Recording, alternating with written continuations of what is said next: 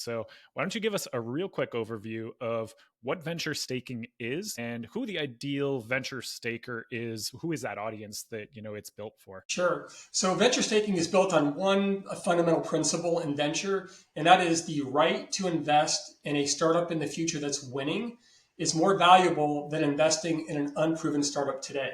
So in other words, what the smartest investors do, whether they were watching Bitcoin or watching other startups, is that they'll wait and watch to see how these assets are progressing. And if they are on the right trajectory, then they'll invest their capital. As retail investors and as angel investors, we often don't get that same opportunity, right? So what we do is we have to make a decision today. And if we don't make the decision today, we might lose that opportunity forever. But what venture staking does is it allows founders to come to a community and raise what's called a rights round.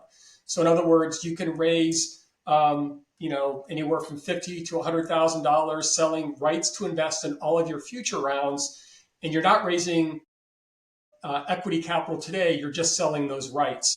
And what that does for an investor is that, for example, maybe you just enjoy investing $1,000 in startups. You could buy a right for $100 to invest $1,000 in each of that startup's future rounds, which gives you amazing optionality. And for for pennies on the dollar, you could buy rights into multiple startups, and then you get to wait and watch and see which companies are succeeding